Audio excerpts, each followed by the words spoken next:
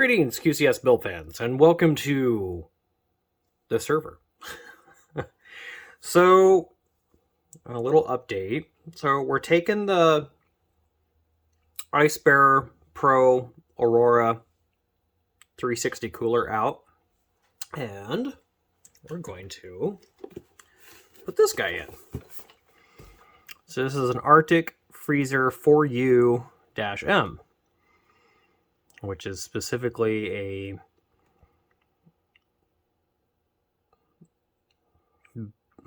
basically a server cooler.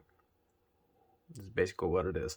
So this is specifically for AMD SP6, TR5, SP3, TR4, and TRX4, and WRX8. As well as Intel Xeon sockets. So, okay. Well, let's get her installed. First, we got to unbox it. Alright. So, I'm just going to set it on top of the RAM here.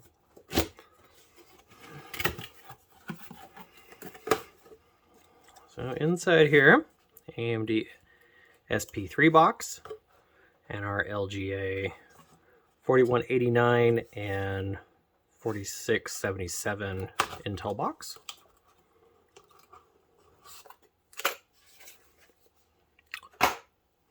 So this is the one we'll need. Set that aside. Okay, so here, this is our cooler itself.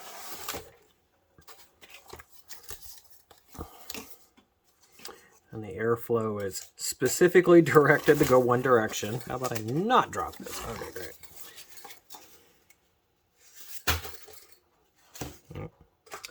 And then inside, there is, oh, there's your mount.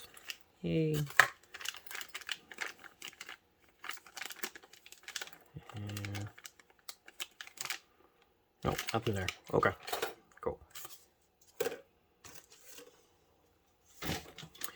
All right, so what we've got is we've got 8 heat pipes for this. And if you look at the layout on this, this is actually very, very similar to the TR50 Arctic Freezer. Or the Freezer 50 TR. This is very, very similar to that. So... okay.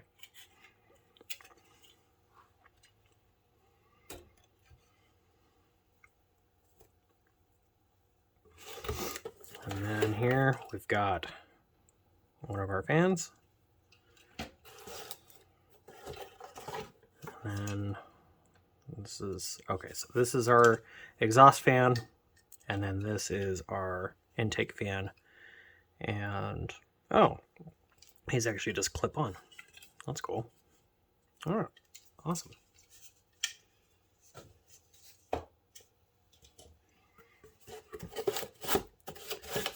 And that's it for what's in the box. Okay. So, now in theory, this should be relatively straightforward. All right, so, okay, that's what I thought. So with this guy, all right, because our chip is not, it's not rack style on this board. So rack style, it would turn 90 degrees. And so then our cooler would face this direction. But on this board, because this is a desktop board, it's actually facing this direction. So it's going to go like that. And yep. Looks like we will have more than enough clearance.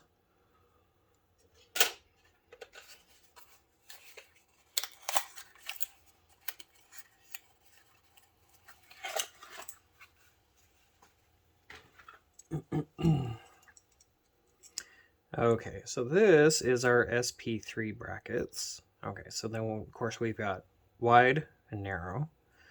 So, all right, so then this is our narrow standoff right here.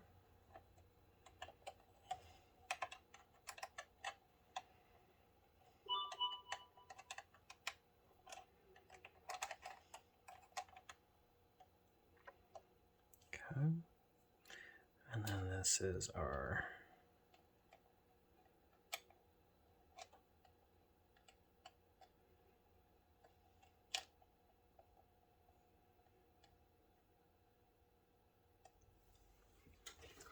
wide.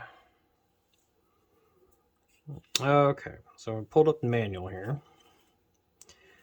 All right, so the way this guy has got to work. All right, so this is airflow orientation.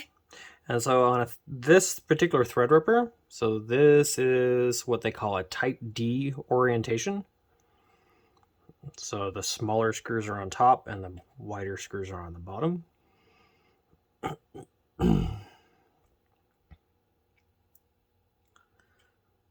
So airflow is going to be like this. So if we orient our cooler according to the picture here, we're going to be like this. Okay.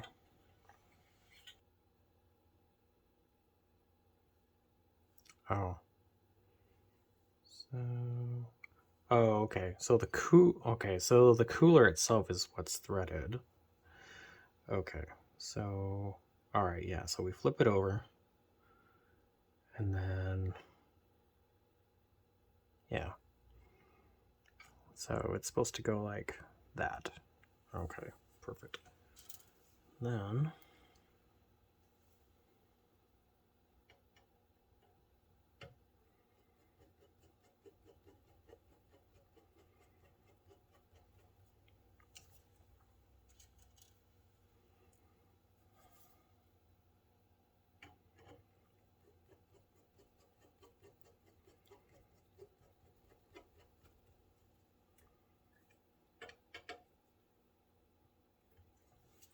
Okay. Okay. We got this guy. Okay.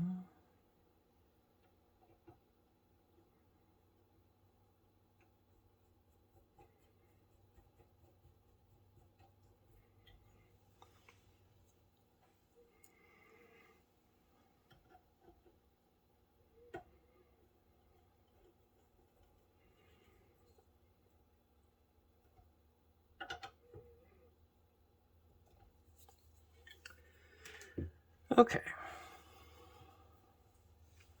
Then with that on there, okay, then we'll take and flip this guy over, and it parks itself very nicely right on there, like that. Cool. We just need to put some paste on there.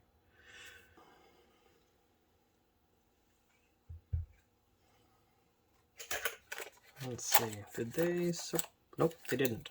They did not supply us any thermal compounds. So I've got some MX4 sitting here, so we'll go ahead and use this.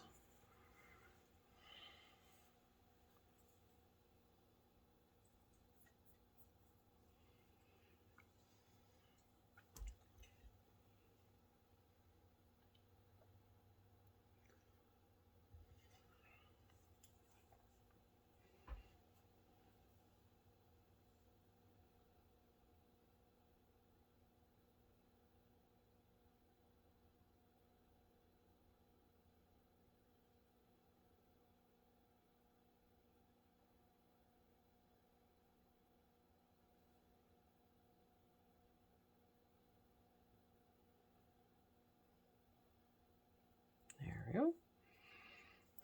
That'll be more than plenty.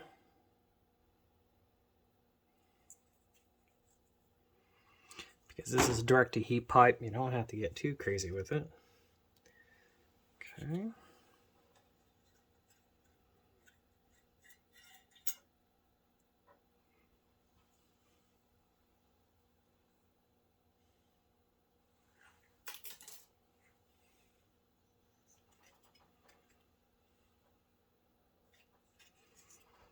Alright, make sure we take our protective coating off, and then we're just gonna drop it right on there.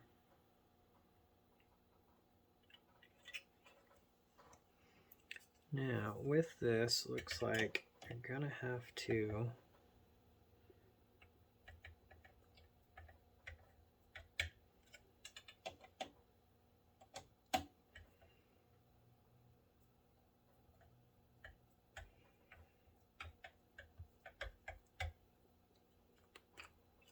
you got to push a little bit.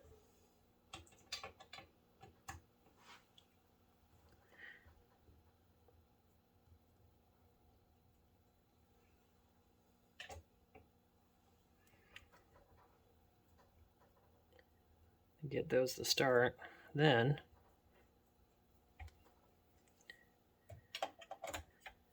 oops.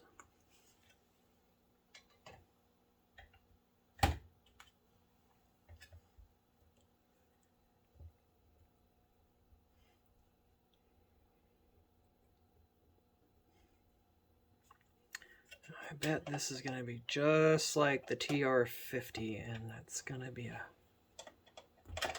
kind of a trick to get started. I bet.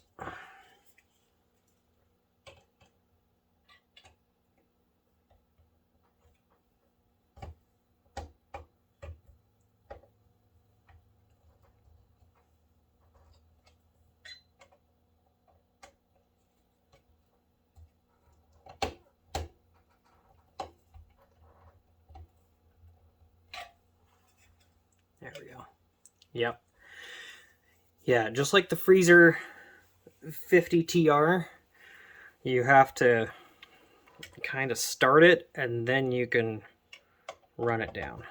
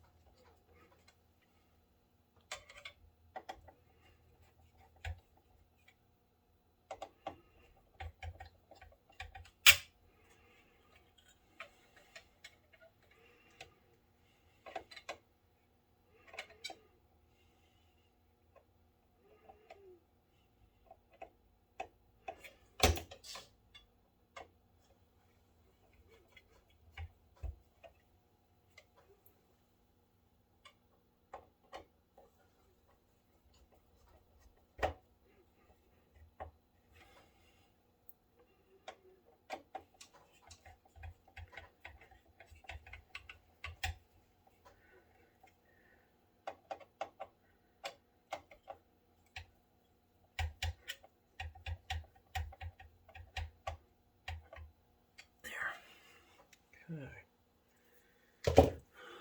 Make sure you use a good quality screwdriver when you do that, because yeah, that's a trick. Okay. All right, and then what we'll do is we'll take our cable here and we'll route it underneath like so. And then we'll slide our intake fan into place here, like so.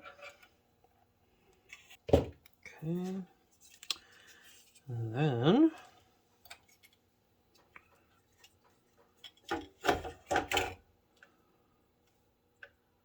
this is going to go into our splitter. This is going to go into our CPU fan 1.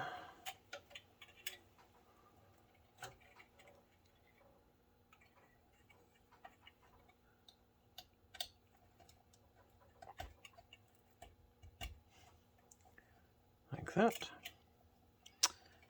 I'm going to loop this down and around like so. So that way it stays out of the way from everything. Okay.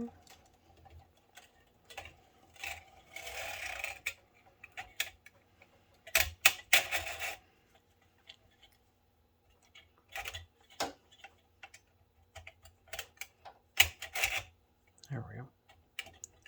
And that's in place, so just like that. So it's sitting, the reason why it's setting up like this is because it's sitting on top of that VRM heatsink. Because this is a Threadripper, I wouldn't take the heat sinks off of this. They do get warm. So, okay. All right, let's give it a test fire here. Let's see what we got. Okay. Everything's rolling.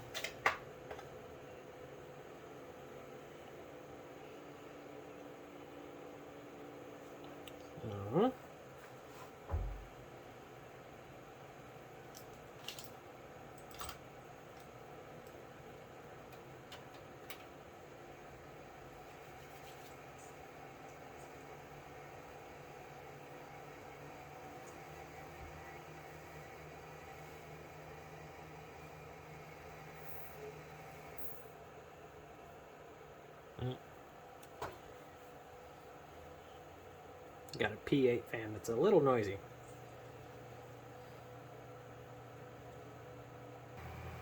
Okay, so right now, with the system fully booted up, we're running at 52C on the CPU, which is about 20 degrees cooler than what we normally run at with the liquid cooler. So that's a super nice improvement. Okay, let's throw the top cover on, and then we're going to stress test it.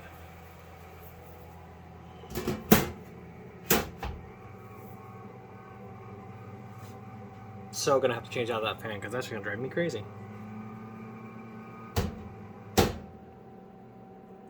Just bank it, it'll be fine. So with firmware and everything running, and running a CPU-Z CPU stress test, we ended up at 94.9C locked at 3.3 megahertz or 3.3 gigahertz all core. So sweet, that works. And then that was still with the CPU pumping out about 150 watts inside the case and settling at about 70 degrees C. So yeah, that works. That totally works. So okay. And then after we shut everything down, and after about 2 minutes, it was able to pump all the heat out, and we settled back down to about 65.5 degrees C. So yeah, can't complain. That works pretty well, and it's quiet. So we'll do a real world workload. This is the remote backup Hyper-V server, and so we'll get the hard drives all spun up in the front of it and let it sit there and crank overnight and see if it sporadically reboots on us or not. But I bet it's going to be perfectly fine. So that's it. Well, thank you for watching. Make sure you like, share, and subscribe. Make sure you leave the comments below. I always love reading your guys' comments and replying back to you guys. It's always great. And we'll catch you on the next one. Bye for now.